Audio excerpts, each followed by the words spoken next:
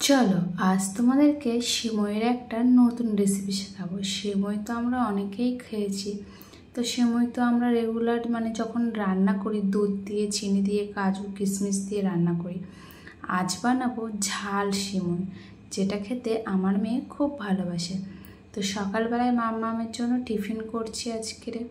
মাম্মাম বলল, মা এই সিমই ঝাল সিমইটা অনেক দিন তুমি বানাও না, আজ একটু ঝাল সিমই বানিয়ে দাও, আমি স্কুলে টিফিনে নিয়ে যাব। সেই কারণে সব কিছু জোগাড় করে নিয়েছি। সিমইটা প্রথমে একটু গরম জলে একদম একটু রেখেছি, বেশিক্ষণ রাখলে গলে যাবে। তারপরে এদিকে আমি আলু, গাজর, পেঁয়াজ একদম ছোট ছোট চৌকো চৌকো করে কেটে রেখেছি। আর কড়াই সাদা তেল দিয়েছিলাম, দিয়ে সর্ষে আর কারি পাতা ফোড়ন দিয়েছি।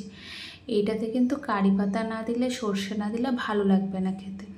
তারপরে যেমন চাউমিন করে আমি ঠিক অমনভাবে করে দিয়েছি। এইটা খেতে কিন্তু দারুণ লাগে। আমরাও এটা আমি খাই, আমার সোনা পাপা আমার অতটা এটা খেতে ভালোবাসে না, ও এমনি চাউমিন খায়।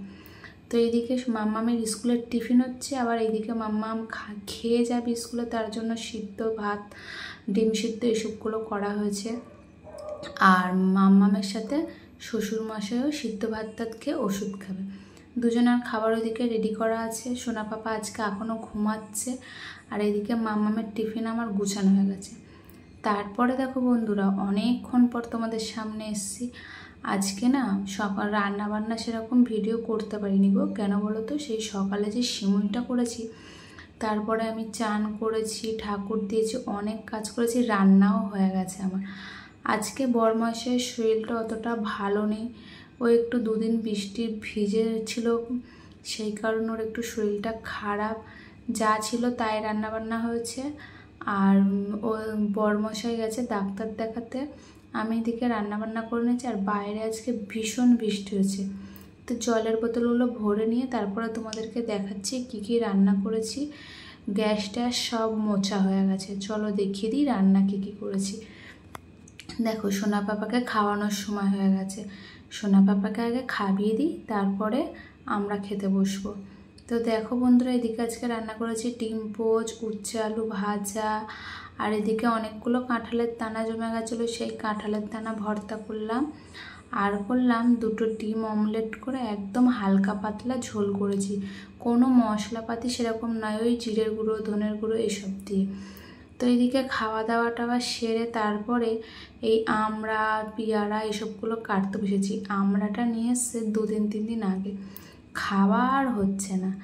আজকে বরমাসের মুখটা একটু পেয়ারা মাখা খেতে ইচ্ছা করছে, বলছে কি গো পেয়ারা নিয়ে এসছি, কাটলে না তো। তাই ওকে এখন পেয়ারা কেটে দেবো, আর আমার জন্য আমি একটু আমড়া মাখা করে নেবো, আলাদা আলাদা বাটিতে কেটে নিই।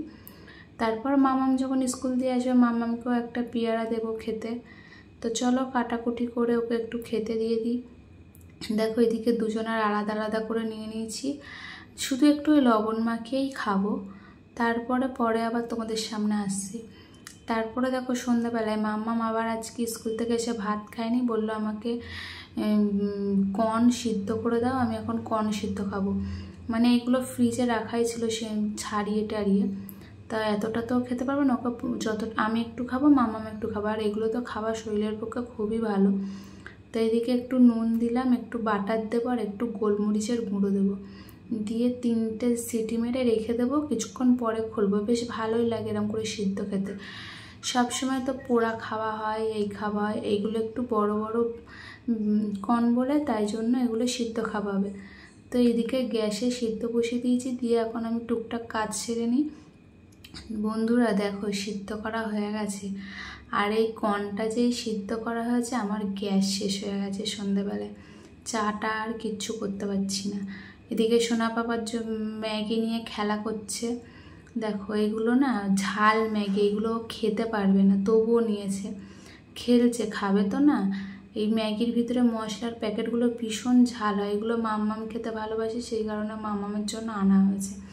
আর এইদিকে আমার অবস্থা দেখো, গ্যাস তো শেষ হয়ে গেছে, কিসে রান্না বসিয়েছি দেখো। হাসবে না কাঁদবে? আর এই অবস্থার জন্য দায়ী হচ্ছে একমাত্র আমার বর। ওকে কবে বলেছি গ্যাসটা বুক করো, 2 দিন আগেই বলেছি, যদি গ্যাসটা বুক করে দিত আজকে আমার এরম হাল হতো না। তো বন্ধুরা, আজকে হচ্ছে শুক্রবার। তোমাদেরকে তো প্রথম থেকে বলাই হয়নি আজকে কী বার কি না। তো এদিকে দেখো আজকে শুক্রবারের ভিডিওটা এই উনুনে রান্না করে শেষ করছি। ভাতের মধ্যে আলু দিয়ে দিয়েছি, আলু সিদ্ধ ভাত বসিয়েছি, আর একটু ডাল করব, ব্যাস হয়ে যাবে। আর এই উনুনটা আমার শ্বশুরমশাইয়ের দোকানের উনুন। বাবা বললো একটুখানি করে নিতে, সকালে গ্যাসওয়ালাকে ফোন করা হবে। ভাবছি একটা ইন্ডাকশান ওভেন কিনে নেবো, নাহলে খুব অসুবিধা হয় গো গ্যাসটা শেষ হয়ে গেলে। আর এদিকে ডাল সিদ্ধ হচ্ছে, আর ডালের মধ্যে পাপার জন্য একটু সয়াবিন আলু এগুলো আলাদা করে দিলাম, নাহলে ও খেতে চাইবে না। এইগুলো হয়ে গেলে একটু দুধ গরম করে নেবো, ব্যাস হয়ে যাবে। তো চলো টাটা, আজকের মতন ভিডিওটা।